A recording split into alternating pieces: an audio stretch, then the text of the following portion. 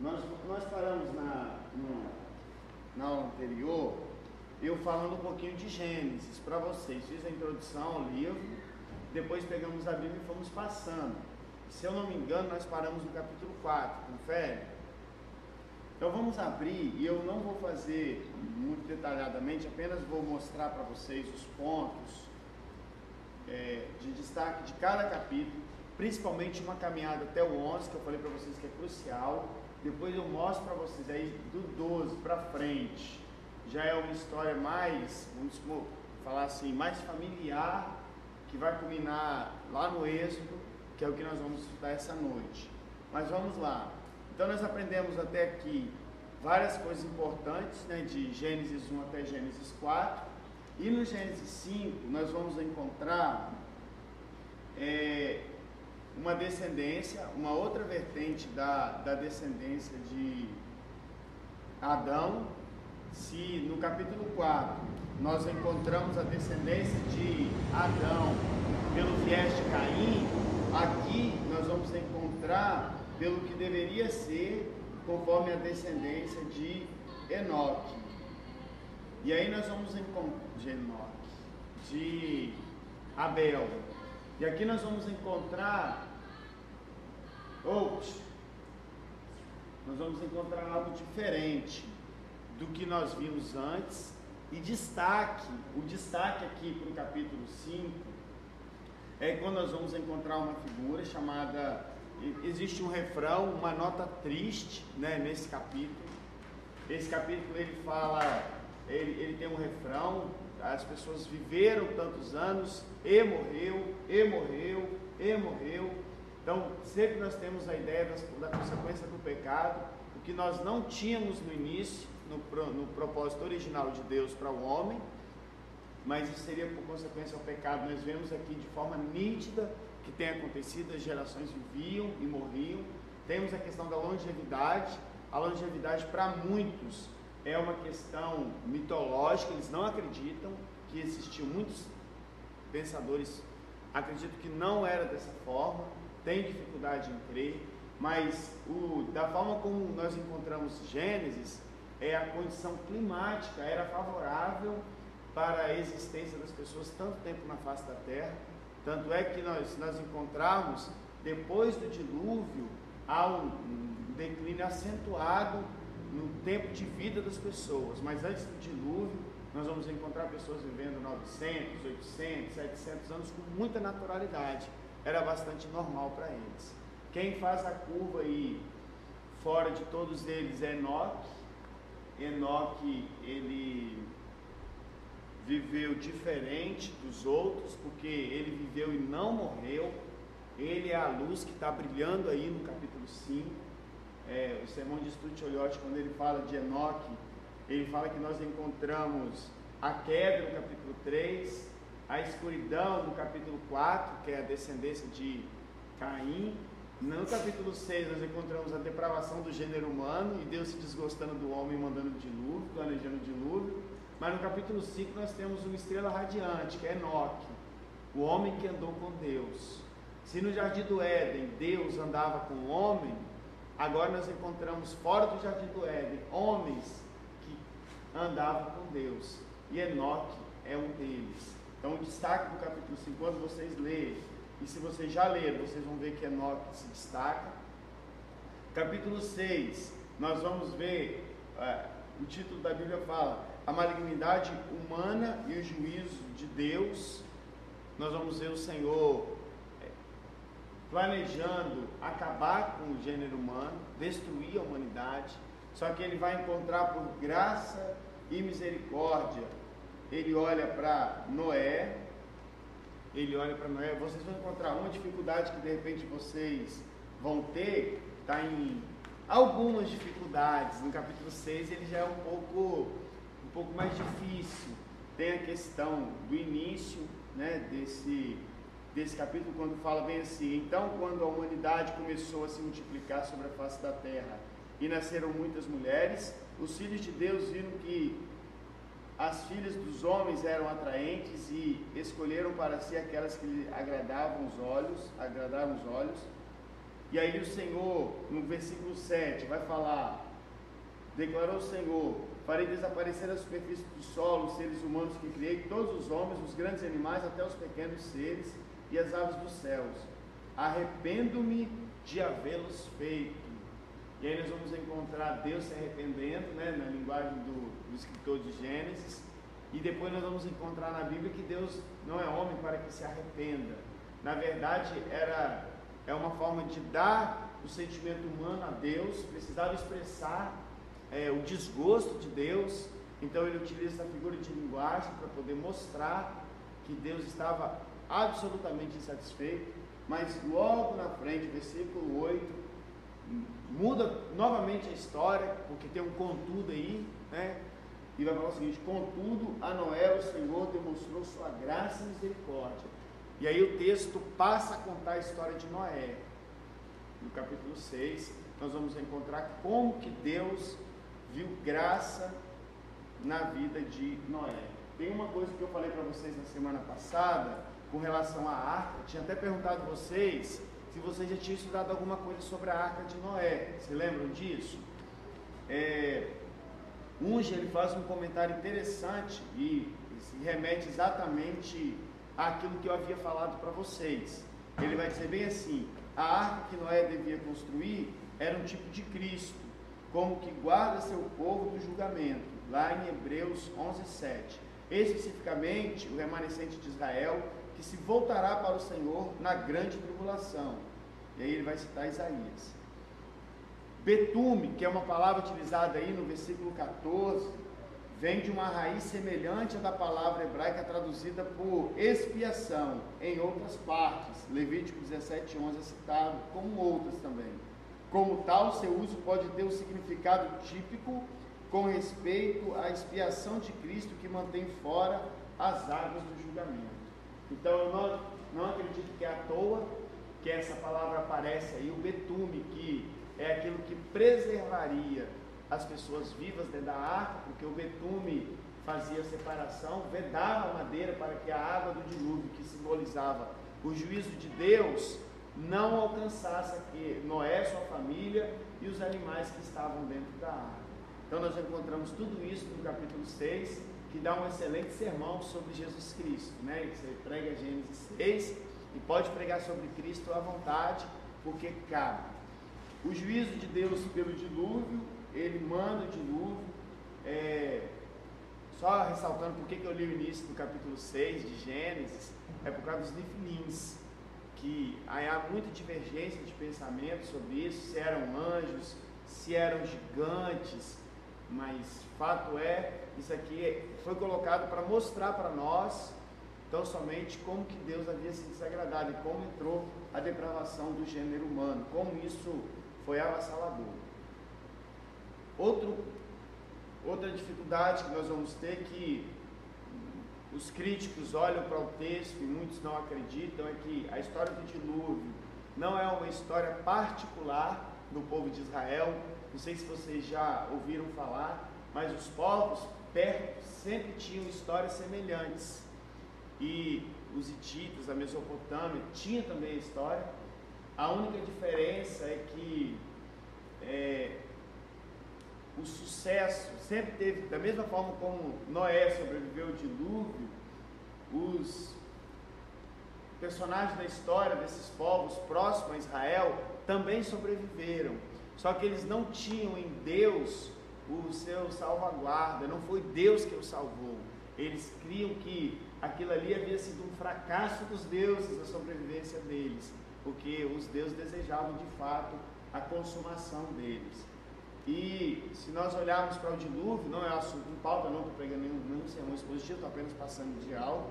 Só que o dilúvio, ele pode, eu creio, basicamente até por causa de Pedro, lá em 2 Pedro capítulo 3, que o dilúvio foi universal, não foi apenas uma região, mas todos os povos que haviam naquela época sofreram com o dilúvio. Não é uma história, eu não penso que os hititas, os mesopotâmios, eles vieram com a história do dilúvio deles depreciar a história do dilúvio bíblico. Muito pelo contrário, eu penso que eles corroboram com isso, porque ainda que o deles sejam mitológicos, eles não desprezam o fato de fato ter acontecido um dilúvio sobre a face da terra.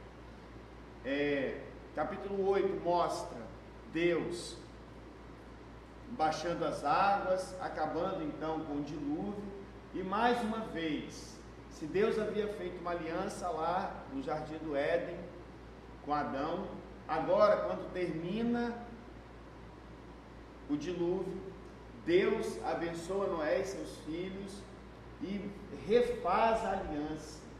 E da mesma forma que Deus falou para Adão, sede fecundos, enchei, sede fecundos, multiplicai-vos, enchei a terra, ele repete isso agora fala para Noé. E ele, a mesma bênção que ele havia declarado para Adão, ele declara para Noé, como dando o startup de novo da humanidade. Agora é hora de recomeçar, agora é hora de fazer de novo e de repente fazer certo. Então Deus estabelece a aliança. Pensa-se que até aquele tempo não tinha arco-íris sobre a face da terra, porque o arco-íris ele está ligado à questão do vapor, de algo que acontece no ar com relação às nuvens, e até aquela época era de baixo para cima e não de cima para baixo. Então o dilúvio é algo novo e é colocado como sinal, versículo 12: eis o sinal da aliança do intuito entre mim e vós e todos os seres vivos que estão convosco para todas as gerações futuras. Colocarei o meu arco nas nuvens e ele se tornará um sinal fulgurante da aliança entre mim e a terra. E é muito interessante. Outra coisa que eu quero salientar aqui para vocês, aproveitando o gancho, é como que o ser humano depravado, ele tem a capacidade de pegar os principais símbolos bíblicos e utilizar de forma bastante depreciativa, né? O arco-íris é o símbolo da aliança de Deus com o homem, dizendo que o mundo não acabaria com água, mas o arco-íris também é o símbolo do movimento homossexual, né? Em todos os seus aspectos. E aí nós vamos pegar a Páscoa, sendo também, aí você pega o simbolismo que o mundo dá. Então quer dizer, o mundo consegue depreciar esses símbolos. E de repente os nossos filhos, se nós não tivermos cuidado, eles saberão sim que existe o arco-íris, mas saberão que o arco-íris é o símbolo daquele movimento homossexual. E eles não saberão que o arco-íris é o símbolo da aliança de Deus com o homem, que é o que eles precisam aprender, é o que nós precisamos saber para poder ministrar aos nossos filhos. Aí Noé, ele sai da arca, na primeira oportunidade ele já mete os pés pelas mãos, versículo 21, bebeu o vinho que havia feito, embriagou-se, ficou dentro de sua tenda. Cã, pai de Canaã, notou que seu pai estava nu e foi contar aos dois irmãos que estavam do lado de fora. E aqui nós pegamos já uma maldição, uma desavença, e a família, primeira criada por Deus, havia tido uma briga, morte entre eles. Na segunda família agora, no segundo momento, no recomeço, mais uma vez há uma divisão, há um problema central no seio da família, mais uma vez por uma desobediência do homem, e agora gera mais confusão, e aí há divisão, há maldição, e o povo começa então a cumprir aquilo que Deus havia determinado, que é multiplicar. E aí surgem os povos, né? O capítulo 10 vai mostrar isso para nós, que em consequência disso, se eles espalharam, Sem, Cão e Jafé, cada um deles vão para uma região, uns vão formar os Jafetitas, os Camitas, e outros vão formar os Semitas. E aí nós vamos pegar esses povos que vão se espalhar sobre a face da terra. Aí eles perceberam que era muito perigoso estarem separados. E Deus havia falado para Noé, qual foi a bênção que Deus deu para Noé? Deus falou o seguinte: agora vocês vão crescer, vão multiplicar e vão fazer o quê? Vão encher a terra. Parece haver no capítulo 11 uma insurreição contra Deus. O episódio da Torre de Babel, que é marcante para nós, e que já virou tema até de novela, que não tem nada a ver com isso aqui, né? Mas que realmente mostra, o mesmo princípio estava nos dois, tanto em Gênesis 11 quanto na Torre de Babel, que nós vimos não, né? Que passou na televisão. É o mesmo princípio, é uma insurreição contra Deus. É o homem mostrando que quer se unir para de alguma forma insultar o Deus Todo-Poderoso e ir de encontro a tudo aquilo que Deus havia falado. E aí, o capítulo 11 começa bem assim: em todo o mundo as pessoas se serviam de uma mesma língua e de uma única maneira de falar. Quando os seres humanos emigraram para o Oriente, encontraram uma planície em Sinear e ali se estabeleceram. Combinaram uns com os outros: vinde, façamos tijolos e coçamos-los ao fogo. O tijolo lhes serviu de pedra e o betume de argamassa. E decidiram mais: vinde, construamos uma cidade e uma torre cujo ápice penetre os céus. Dessa forma nosso nome será honrado por todos e jamais seremos dispersos pela face da terra. Perceberam a ousadia deles? Eles querem fazer um monumento de unidade daqueles povos. Eles não querem se afastar muito, eles não querem cumprir a determinação do Senhor. Eles querem fazer uma torre que adentre os céus. Aí o soberano Deus, ele tem uma resposta para esse povo. E é muito interessante o que acontece do versículo 4 para o versículo 5. Porque se no versículo 4 eles estão falando de construir uma torre que vai entrar céu adentro, no versículo 5, Deus soberano que é, grandioso que é, eterno, insondável, que você não pode conter, diz o seguinte: o Senhor desceu para observar a cidade e a torre que os homens estavam erguendo. É como se Deus visse o melhor do homem na sua insurreição contra ele, e ele tivesse que descer para poder encontrar, porque o maior ato de rebelião contra Deus é muito pequeno, porque Deus é extraordinariamente maior e mais soberano do que toda a humanidade. Então, esses trocadilhos, eles são sensacionais e vão nos norteando dentro do texto. E aí nós vamos encontrar o Senhor espalhando as pessoas novamente. E depois disso, aí nós acabamos uma parte bastante importante do início de tudo. Depois que Deus espalha, que a humanidade vai tomar novos rumos. Aqui o povo está cada vez mais longe e distante daquilo que é o propósito original de Deus. Deus tem uma medida. Agora, em meio a todos esses povos, Ele não escolheu um deles para ser o seu povo, mas Ele escolhe uma pessoa, Abrão, e vai de Abrão formar o seu povo. E é isso que acontece no capítulo 12. Então o Senhor veio a Abrão e lhe ordenou: sai da tua terra, da tua parentela e da casa de teu pai, e dirige-te à terra que te indicarei. Eis que farei de ti um grande povo, eu te abençoarei, engrandecerei teu nome, serás tu uma bênção. Abençoarei os que te abençoarem, amaldiçoarei aquele que te amaldiçoar. Por teu intermédio, abençoarei todos os povos sobre a face da terra. Aqui Deus começa. Tudo aquilo que nós vamos ler no Antigo Testamento está aqui. É como se Deus mostrasse bem assim: o que eu vou fazer agora é por causa do que aconteceu antes. De Gênesis 12 a Apocalipse 21, só existe por causa de Gênesis 1 até o 11. Conseguiram entender a ligação entre os dois episódios? Sim ou não? Sim, entenderam? Tudo que nós vamos encontrar na Bíblia a partir daqui é por causa do que nós vimos até aqui, até o 11.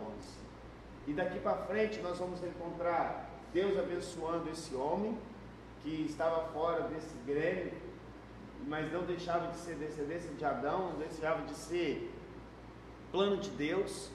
E aí o capítulo 12 vai mostrar como essa história ela começa, como Abraão ele migra para o Egito, e ele carrega consigo ainda, ele não obedece plenamente. O ser humano tem dificuldade imensa de obedecer a Deus nos mínimos detalhes, e ele carrega consigo seu sobrinho Ló, e depois, por causa dele, ele precisa se separar. É interessante que Ló, e aí dá excepcionais sermões na vida de Ló, para você poder pregar diversos assuntos relacionados à questão da obediência a Deus. Por causa de Ló, que era um sobrinho egoísta, Abraão ele tem que se separar, dividir as coisas com Ló, e para evitar briga com seu sobrinho, ele fala o seguinte: nós temos que nos separar, e se você escolher o norte eu vou para o sul, e se você escolher o sul eu vou para o norte, de modo que nós vamos nos separar, pode escolher Ló. Aí a Bíblia fala que Ló olhou e viu as campinas do Jordão, ele viu a área mais verde, mais próspera, e ele decidiu ali estabelecer-se. Então Abraão tem que ir para o outro lado, uma terra mais difícil, diferente daquilo que ele poderia usufruir se ele tivesse obedecido plenamente a Deus. Não somente isso, ele vai enfrentar algumas dificuldades por causa do seu sobrinho entra em encrenca e Abraão tem que ir lá socorrê-lo. Abraão vai socorrer Ló. Depois Abraão vai se encontrar com uma figura que aparece aí, depois nós só vamos ver, e aparece do nada, Melquisedeque, né? E é outro ponto que dá para estudar bastante. Melquisedeque, ele recebe o dízimo de Abraão consagra ele. Isso não existia lei, não existia mandamento, não existia nada. Então quer dizer, existia alguma coisa ali que Abraão via nele uma figura importante diante do Senhor. Então Abraão já começa a mostrar quem ele de fato é, um homem piedoso. O capítulo 15 de Gênesis é lindo, é formidável a forma como Deus confirma o que começou lá em Gênesis 12 com Abraão. E quando nós vamos...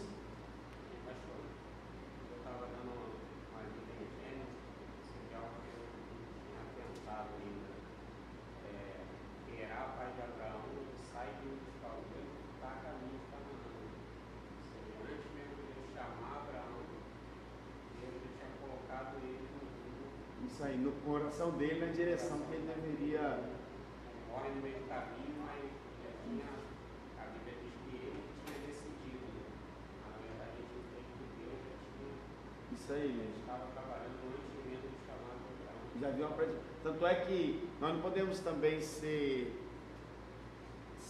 bastante, tipo assim, simples a ponto de achar que Abraão, essa obediência dele é uma obediência cega. Não é. Deus havia preparado a situação para ele ter uma predisposição. Ele viu o pai dele fazendo isso, então ele tem uma predisposição para poder atender ao Senhor.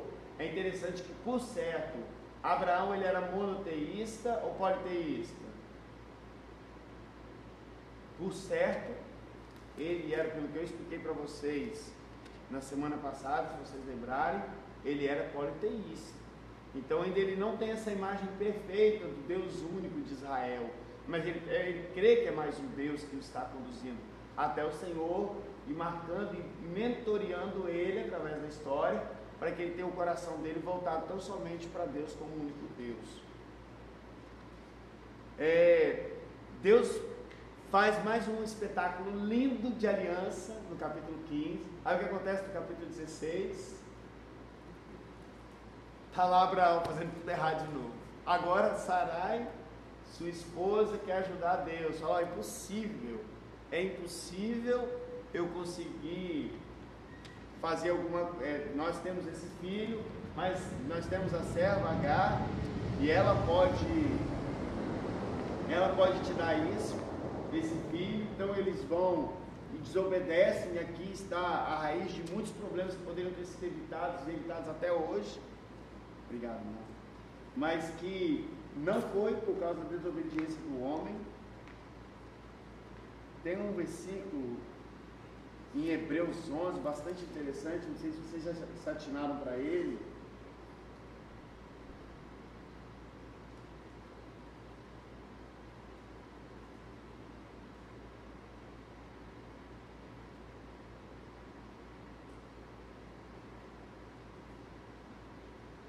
Olha que coisa interessante. Leia aí para mim Hebreus 11.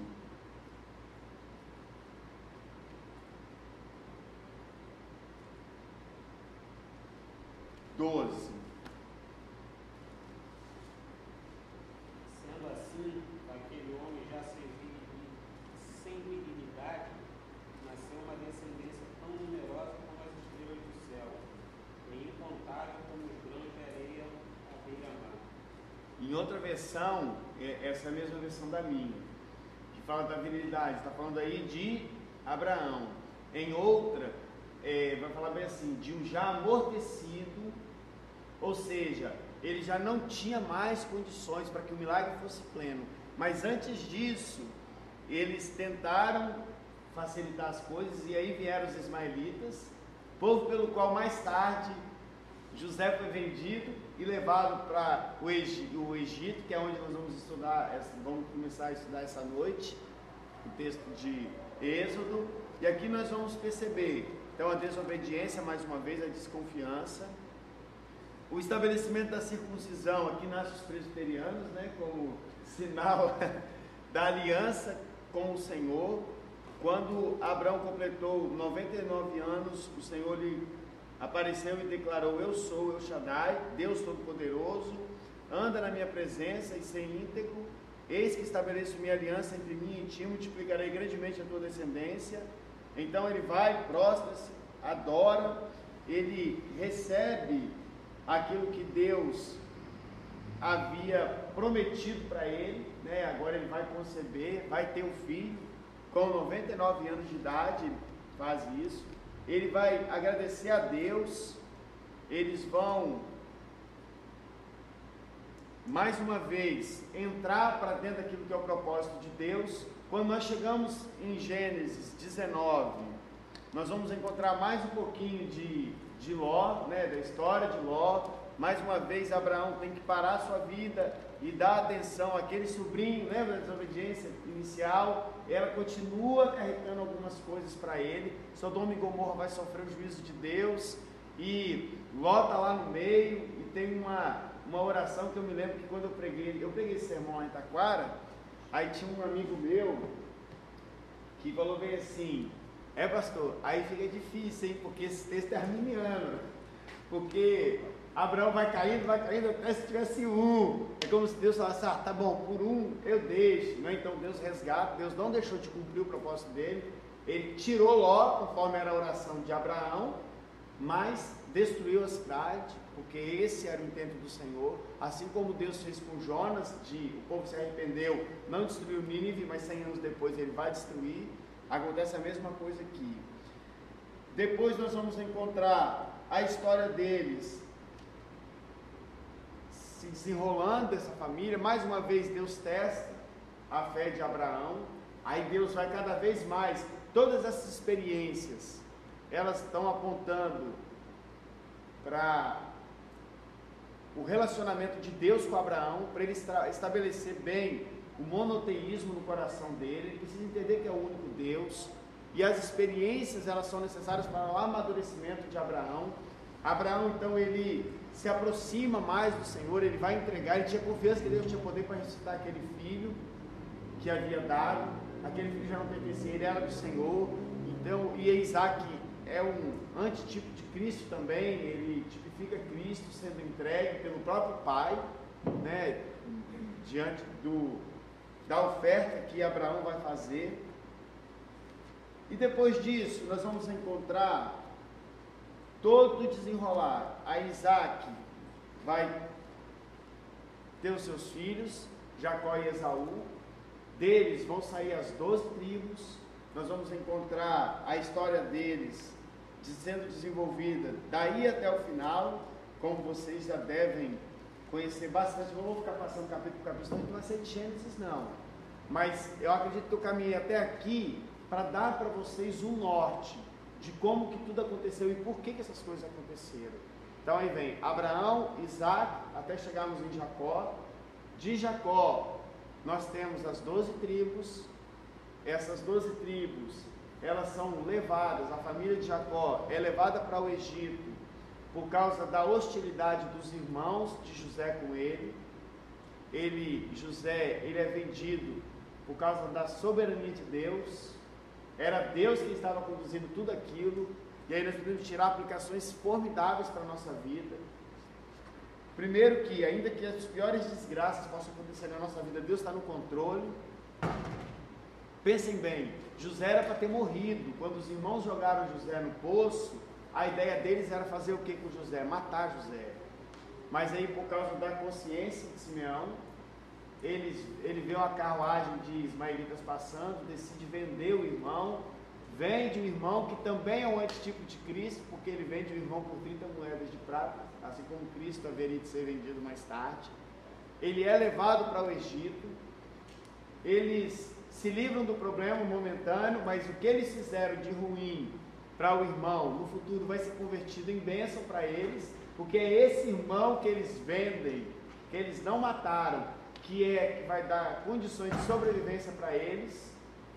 Esse irmão vai para dentro do Egito, e vamos pensar lá agora nele, é colocado na casa de Potifar, um líder, um homem proeminente, ele faz a coisa certa, ele tinha a possibilidade de trair, Potifar não faz. Aí o que acontece? Ele é honrado, não é isso? Ele é honrado porque fez o certo? Não, ele vai para a cadeia porque ele fez o certo. Nem sempre quando nós fazemos a vontade de Deus, nós vamos receber alguma bênção em troca, né? Várias aplicações. Depois que essa família vai, e isso tudo Deus conduzindo ele até que ele chegasse à casa do faraó.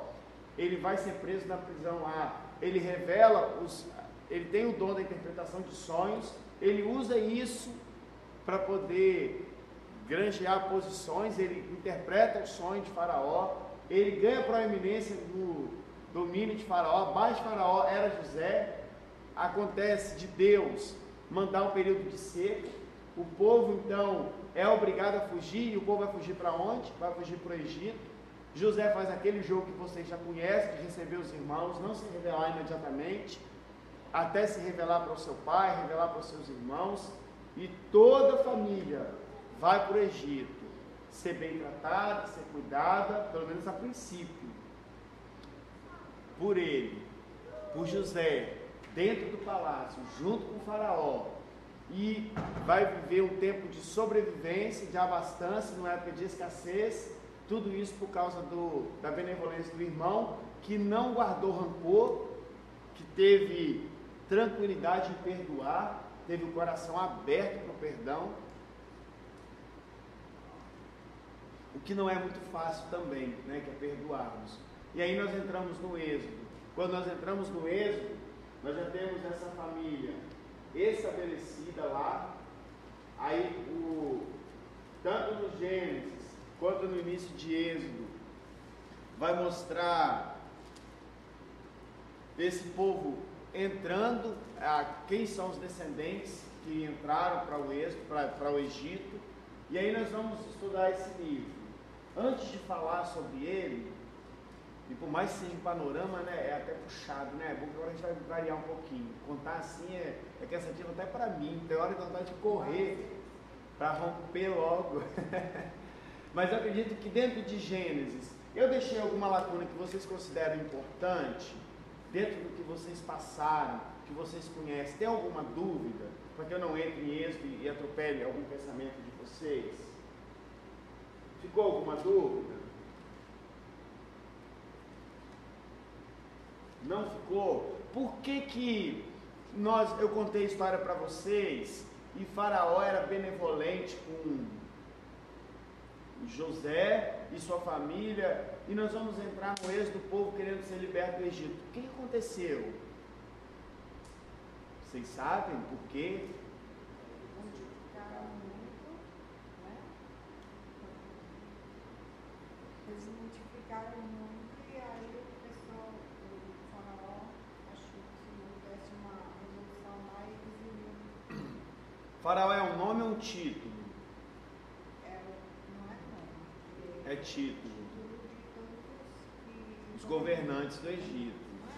Então, não necessariamente é o mesmo faraó que os recebeu, que que foi intolerante em algum momento com eles, exatamente. Vários faraós, né? Isso aí. Então eles começam a oprimir o povo.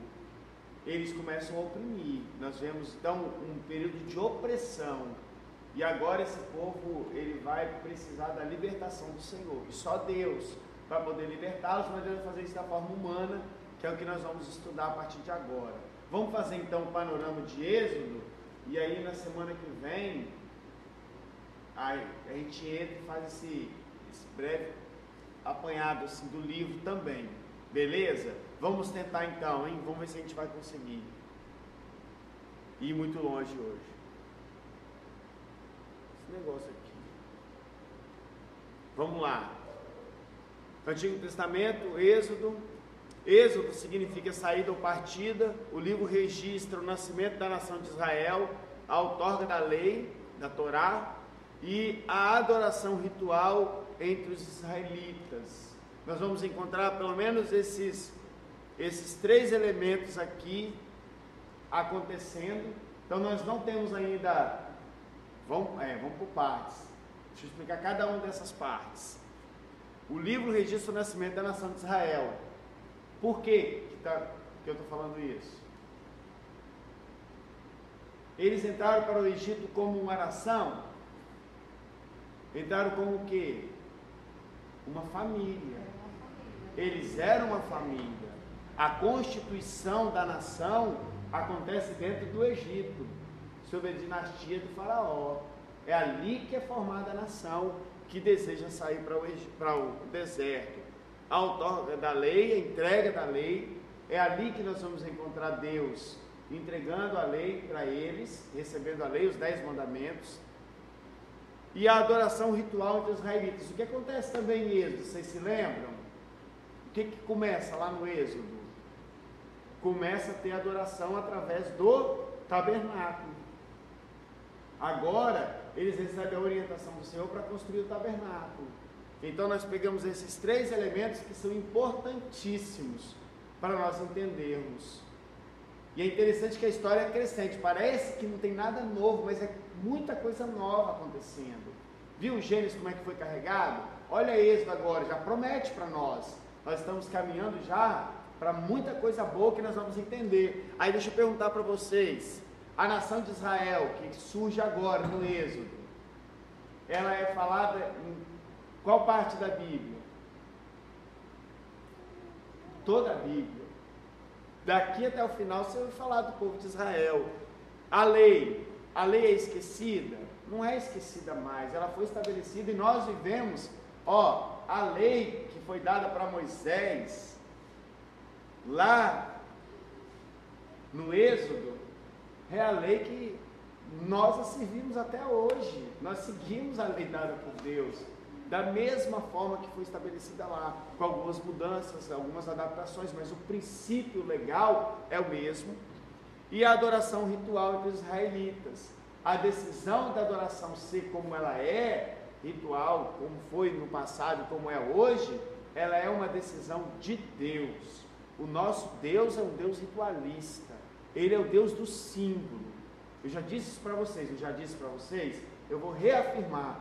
O nosso Deus é o Deus do símbolo. É o Deus que, por sua própria palavra, já avalia. Mas Ele é o Deus que estabelece símbolos com o homem. O símbolo da obediência, uma árvore. Precisava daquela árvore para ter alguma obediência? A árvore do conhecimento do bem e do mal? Não, mas Ele simboliza a obediência através daquela árvore. O Deus do símbolo. O Deus que, após o dilúvio, precisava colocar o arco no céu para dizer para nós? Não, mas Ele gosta de símbolo. Ele coloca o símbolo. O Deus que, para firmar uma aliança com Abraão, Ele chama Abraão no capítulo 12, mas no capítulo 5, no capítulo 15, Ele coloca os animais partidos no meio, Ele passa no meio, mais uma vez, Ele estabelece símbolos. Esse é o Deus que nós servimos. É o Deus que aqui no Êxodo vai estabelecer o símbolo da Páscoa. Assim é Deus. Estabelece o tabernáculo, estabelece a igreja, estabelece o pão, estabelece o vinho, estabelece o peixe. Quantos de vocês já tiveram a Bíblia? A irmã tem certeza que já, a irmã também. Uma Bíblia que vinha com um peixinho douradinho na capa. Já tiveram? Já se perguntaram por quê? Já teve, Daniel? Nunca? Lembra não dessas Bíblias não? Hoje em dia nem vem mais, né? Antigamente era quase que regra, não é, irmão? Concordam? Sim? Se lembra? Se lembra disso? Era raro você ver uma Bíblia que não tinha o peixe como símbolo da multiplicação, Deus, o Deus dos símbolos, né? Então nós vamos encontrar isso. Embora Moisés seja a personagem humana principal das narrativas de Êxodo, a verdadeira história é a obra redentora de Yahvé ao livrar Israel da escravidão do Egito. Pastor, você falou o símbolo da árvore, o arco-íris falou? Eu falei, tem a questão da aliança lá no de Gênesis capítulo 15, que ele coloca os animais partidos no meio e passa no meio deles. Falei da Páscoa como símbolo.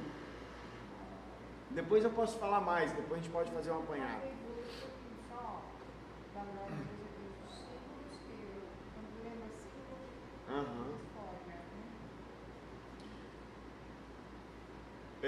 Então, Êxodo não é a história de Moisés, não é essa a principal razão do Êxodo, mas sim a história da libertação do povo, ok? Apesar dele ser o personagem principal. O livro registra acontecimentos desde o nascimento de Moisés até a conclusão da construção e dedicação do tabernáculo no Sinai, no primeiro mês do segundo ano após a saída do Egito. Então a história aí abarca cerca de 85 anos. O livro de Êxodo, então, ele conta a história de aproximadamente 85 anos da vivência desse povo. Esse povo sai do Egito, se estabelece como nação, adora a Deus, constrói o tabernáculo de forma bastante surpreendente, né? Algumas pessoas falam dos levitas, né? Que os levitas ficaram responsáveis por cuidar do tabernáculo. Muitos pensam que é ministro de música. Não era só cantar, não. Era desarmar e armar o tabernáculo, era carregar. Eu acredito que não era uma tarefa muito fácil, não. O dízimo era entregado, né? Que eles retiravam. Vocês já leram a história, não vamos falar isso mais ainda lá, para o sustento deles, mas era um sustento bastante digno, porque eles trabalhavam muito, eles não tinham tempo de cuidar da terra como as outras tribos tinham. Mas isso é pano para manga, nós vamos falar mais para frente. O livro de Êxodo é facilmente dividido em 3 grandes blocos de material narrativo com base na sequência de pontos geográficos de história durante a viagem do Egito ao Monte Sinai. Vou falar uma coisa para vocês. Como um homem apaixonado por homilética, essas dicas que eu dou aqui, que eu vou buscar para trazer para vocês, eu acredito que elas são extremamente didáticas.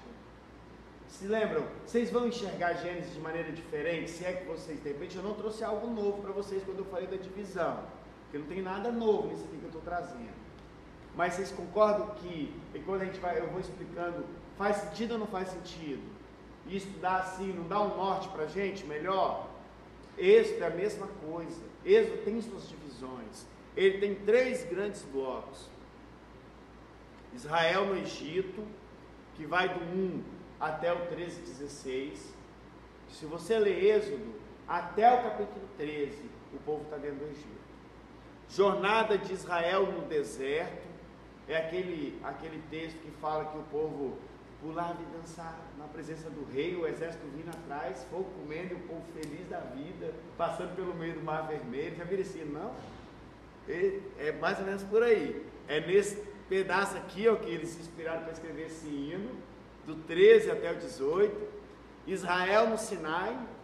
Aqui nós vamos encontrar, e é bastante interessante notar que a maior parte do Êxodo é o povo lá na presença de Deus no Monte Sinai. Os 10 mandamentos estão em qual capítulo mesmo de Êxodo? Exatamente, capítulo 20. Então eles já estão lá no Sinai, agora eles recebem os mandamentos, e não só os mandamentos, mas ali Deus começa a trabalhar eles. Então esse é o esboço assim, de forma geral, mas que é crucial. Melhor do que aquele esboço esmiuçado, que mais para frente eu devo dar para vocês, esse aqui, esses 3 blocos, precisam estar nítidos na nossa mente. Se vocês quiserem, e não é pecado riscar a Bíblia, até marcar Porque isso aqui é mais difícil decorar, porque você já decorou Gênesis, né? O Gênesis é fácil, é uma divisão só. Aqui já é mais difícil. Até para mim, depois de lembrar de tudo isso aqui, Então você faz as marquinhas, estabelece as balizas para quando você for ler o livro. A mensagem de Êxodo é resumida em 2 passagens: a comissão de Moisés, Gênesis 6, de 2 a 9, e o prefácio da cerimônia da aliança no Sinai. Vamos ler esses 2 textos? Êxodo 6, de 2 a 9 e Êxodo 19, de 1 a 6.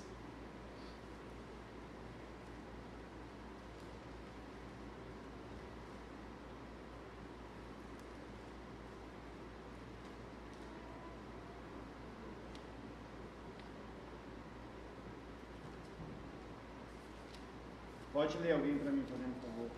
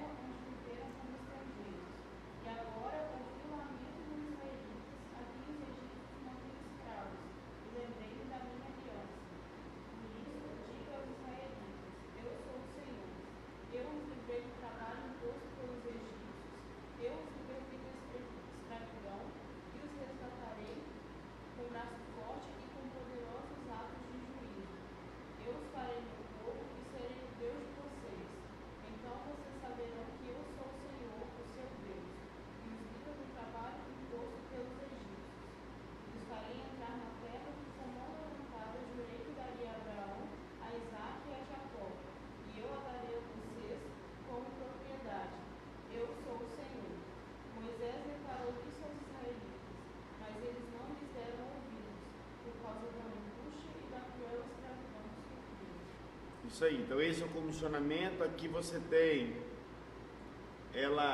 como uma passagem crucial, ela resume tudo aquilo que nós falamos de Gênesis e agora mostra para onde está apontando o comissionamento de Moisés.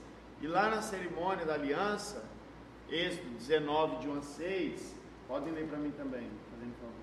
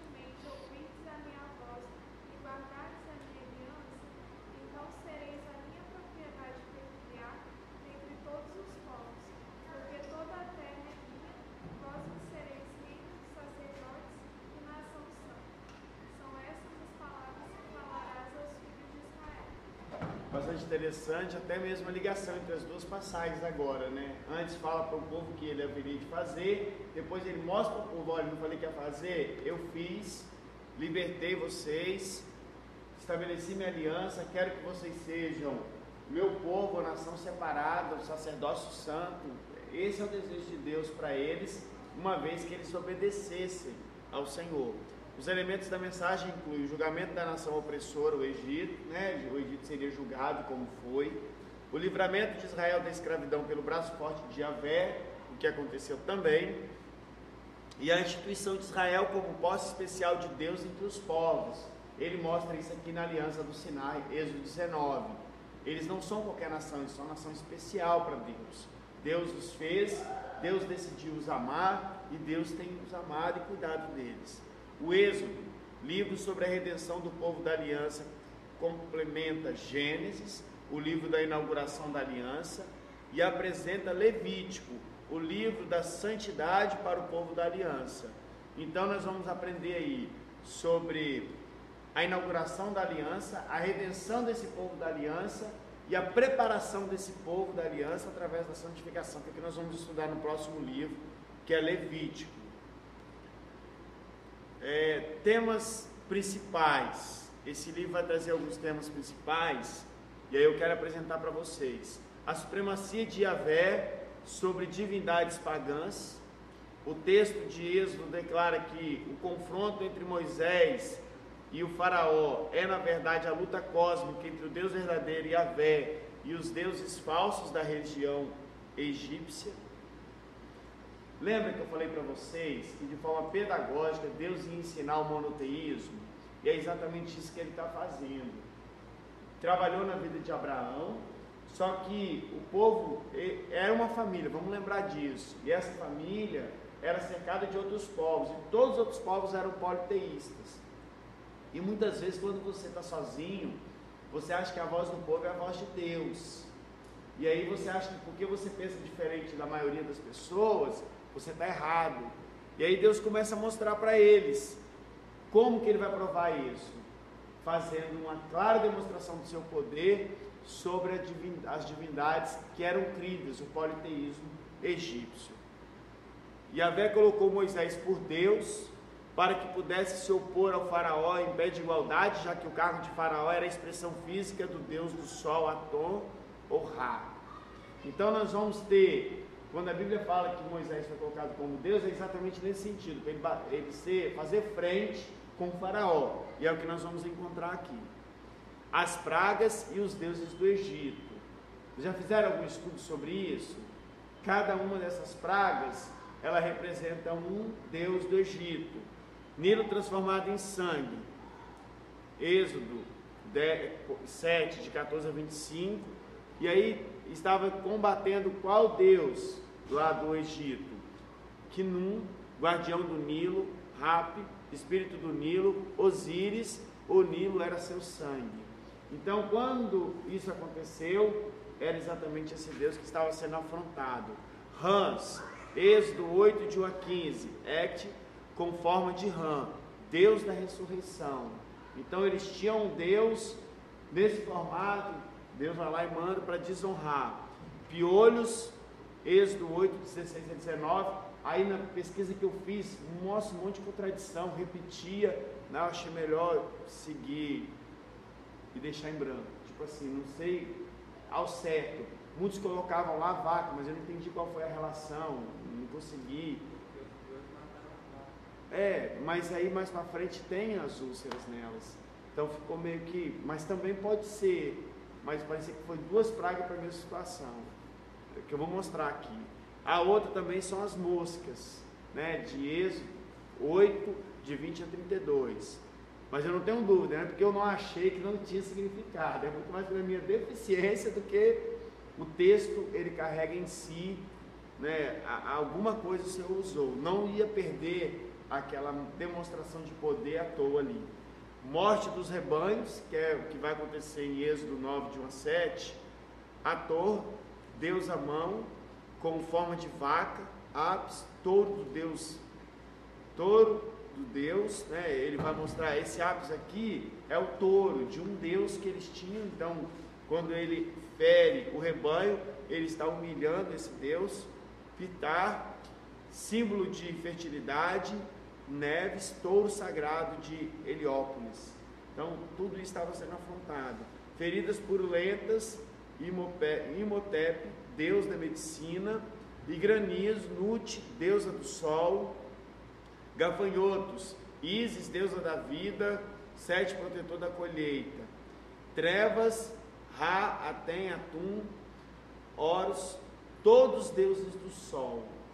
E essa aqui é a mais, eu acho que essa aqui é de forma crescente, aparentemente, Deus vai mostrar o poder dele. E por fim, ele vai exatamente no Deus que era o supremo Deus deles, que é o sol. E a morte dos primogênitos, a divindade de Faraó, Osíris, o doador da vida. Então quer dizer, se o sol era o Deus supremo, Osíris também ocupava um papel importante no coração daquele povo idólatra, que era o deus da doador da vida.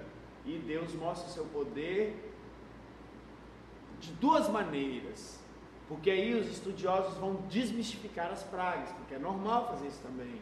E eles vão mostrar que todas essas pragas, elas poderiam sim de fato acontecer de forma natural. O que é sobrenatural então nessas pragas? É a sequência delas, elas teriam acontecido uma na sequência da outra, como a narrativa bíblica mostra para nós.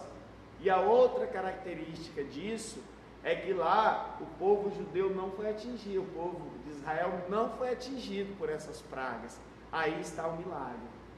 E principalmente essa última, a morte dos primogênitos, que é para onde aponta Jesus Cristo, a Páscoa, que é o que nós vamos estudar mais para frente. Pastor, só essas pragas eu acho que acontecia por necessidade para aquele povo crer em Deus, porque Deus endurecia o coração de Faraó, né? E aí mandava outra praga, para eles entenderem no final que ele era o Todo-Poderoso e que eles tinham que adorar um Deus só. Para ele quem? Para eles quem? Eles, os egípcios. Os que adoravam, que adoravam muitos deuses. Eu também já pensei assim, até confesso que eu cheguei em algum momento para esses textos pensando assim. Penso que também serviu, mas eu não penso que esse era o propósito primeiro de Deus. Quando eu olho para o panorama geral, é muito mais pedagógico para o hebreu do que para o egípcio. Consegue? Para os hebreus mesmo, creem mais, têm mais fé. De forma monoteísta mesmo, eles perceberem que o Deus deles é maior do que esses deuses são uma falácia, uma mentira. A mensagem teve muito mais sucesso para o israelita do que para o egípcio. Concordam comigo? Entendem assim? Quem que foi? Os egípcios não tiveram sucesso nenhum. Nenhuma. Acho que ao longo da Bíblia, no se segue, é um exemplo para toda a terra de então, né? Todos os povos acabam comentando que Deus tirou Isso aí, Israel do Egito, a grandeza. forte e levou, Isso aí, que havia essa briga de Deus entre as nações. Mas Só era que um exclusivamente propósito, assim. para o povo de Israel é ensinar o monoteísmo. Sim, mas era necessário acontecer várias pragas mesmo, já era no plano de Deus mesmo, para eles crerem mesmo. Claro. Ou os egípcios, ou os Isso. judeus. E de qualquer forma, olha a crise que Deus instaurou lá no Porque era Egito. ele que endurecia o coração de Faraó, né? Ele falava com ele, mas não endurecia o coração dele. Ele Isso aí. falava Que com na ele. verdade ali no texto, esse texto que a irmã está falando que Deus endurecia, é um trocadilho. É como se ele tivesse uma predisposição para ter o coração duro, e uma vez que ele tem o coração duro, Deus vai lá e endurece o coração dele ainda mais, para que Deus possa cumprir todos os seus propósitos. Para Deus mostrar. Isso aí, e mostrando em cada um desses milagres a grandeza dele e a pequenez dos outros deuses. O outro tema principal que nós vamos encontrar, que eu acredito que é imprescindível nós começarmos a estudar a Páscoa pelo Êxodo, porque é lá que ela aparece. O método divino para libertar Israel por meio de uma série de pragas devia levar o juízo divino à nação egípcia. A instituição da Páscoa foi um memorial doutrinário para as gerações israelitas futuras.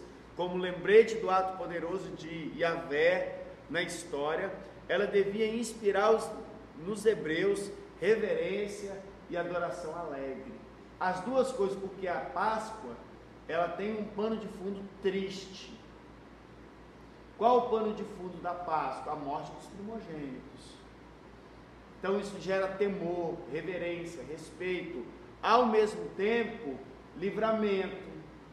O povo foi livre da morte, o sangue derramado nos umbrais da porta, absolutamente tipificando a morte de Cristo, os cobriu e o anjo da morte não os tocou.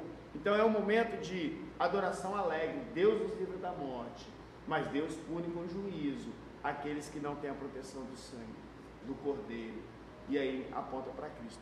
É lindo, é maravilhoso. O Vinícius, se eu não me engano, ela lá, não lembro se o Daniel estava, mas me viram com certo pregar na Páscoa, o texto de Êxodo 12, eu me lembro que eu preguei lá na CIB. Muito bom, muito rico, texto sensacional. sugiro a vocês que estudem, porque ali é muito bom, para você entender até dentro do Novo Testamento. A Páscoa. Os autores do Novo Testamento consideram a Páscoa do Antigo Testamento tipologicamente precursora da morte sacrificial de Jesus como Cordeiro de Deus que tira o pecado do mundo. João 1, 29 e 1 Coríntios 5, 7 deixa isso claro. Eis o Cordeiro de Deus que tira o pecado do mundo. João diz isso. As analogias entre a Páscoa e a morte de Cristo são significativas em número e espécie. Nós vamos encontrar uma ligação entre Êxodo 12, 46, número 9, 12, com João 19, 36. Estão interligados, mostrando o fato da morte de Cristo e a Páscoa. A ceia do Senhor baseia-se no ritual da Páscoa, tanto do ponto de vista de celebração memorial, quanto na expiação realizada pelo Cordeiro Pascual Divino. Daria uma aula só para a gente falar da Páscoa, porque é muita matéria, e eu fico instigado, porque é muita coisa legal para a gente poder tratar aqui. Uma coisa interessante lá, né, dentro do contexto hebreu, que todas as vezes da época da Páscoa, dentro daquele ritual dos pães asmos, das ervas amargas e do animal sacrificado, os filhos deveriam perguntar aos pais o que significa a Páscoa, e eles deveriam repetir para os filhos que a Páscoa era a redenção do povo do Egito. Então era passado oralmente, de geração após geração, ano após ano, o significado desse momento que foi marcante na vida deles. E mais uma vez eu vou dizer para vocês, nada melhor do que símbolos. Pobreza de símbolos hoje nas nossas igrejas, concordam? Nós não temos mais, olha para a nossa igreja, não tem símbolo. Até a cruz foi banida, assim, de modo geral, da nossa igreja. Até por causa da possessão dos romanos, dos católicos romanos, aí nós nos abstemos da cruz. A cruz vazia, ela é símbolo do cristianismo. Ela não pode ter o crucifixo, o Cristo crucificado. Mas a cruz, ela aponta para a nossa mensagem. Essa é a mensagem, a cruz vazia, o Cristo ressurreto. Nós hoje somos pobres de símbolo. O Deus da Bíblia é o Deus do símbolo. É o Deus que fala o seguinte: a Páscoa aconteceu, eu quero que isso se repita. Eu quero que na noite da Páscoa tenha pão sem fermento, para simbolizar a rapidez com que vocês tiveram que sair. As ervas amargas, para significar esse tempo que vocês passaram. Ele mostra, e o Cordeiro, que é o plano redentivo de Deus. Os elementos têm significado. Nada melhor do que símbolos para as crianças aprenderem. Nada melhor do que símbolo para a nossa mente captar a mensagem. Já pararam para pensar? Nós participamos da ceia. O vinho e o pão, não é assim? Porque hoje é assim que nós participamos da ceia. Na hora que nós pegamos os elementos, o que nós lembramos? A morte de Cristo, o corpo de Cristo, o sangue de Cristo. Se torna algo mais tangível, mais palpável. Os símbolos, eles são essenciais e espetaculares no nosso processo de aprendizagem. E é isso que nós... Acabaram dificultando um pouco a questão do símbolo, né?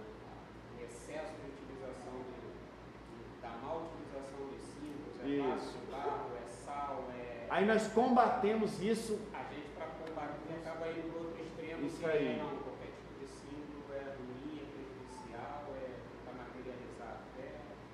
Isso aí. A tentativa de combater acaba deixando a gente na defesa demais. E se você for ver, nós vamos caminhar muito aqui, vai ter cada livro eu vou mostrar um símbolo, porque está cheio de símbolo. A Bíblia é cheia de símbolo. Então, e aí nós podemos fazer uma crítica, uma autocrítica hoje. Como está faltando símbolo? Por que não tem um peixe, né, na parede da igreja? Por que nós não temos uma cruz no teto? Por que nós não temos um pão aqui? Um quadro de um pão? É muito mais fácil, né? A memória daquele povo, vai lá, tira 12 pedras do meio do rio e coloca aqui no memorial. Todo mundo passava ali, mas por que essas 12 pedras não fazem aqui? Não, porque aconteceu assim no ano passado. A falta de símbolo deixa a nossa memória mais fraca. Deixa a memória mais fraca. As festas, os rituais. E você perde. Se tivesse aquela memória. Por que é bonito? Por que a cultura judaica ela é bonita? Por que tem pessoas que imitam? causa dos símbolos. Você vê pessoas ainda fazendo festa da cabana, a Páscoa como era a Páscoa dos judeus, porque os símbolos eles são atraentes. É lógico que isso ficou para trás, tá, gente? Ficou, mas foram restabelecidos novos símbolos. Tem novos símbolos aí. O Deus do Novo Testamento, que é o Deus do Antigo Testamento, ele também estabelece símbolos. Símbolos que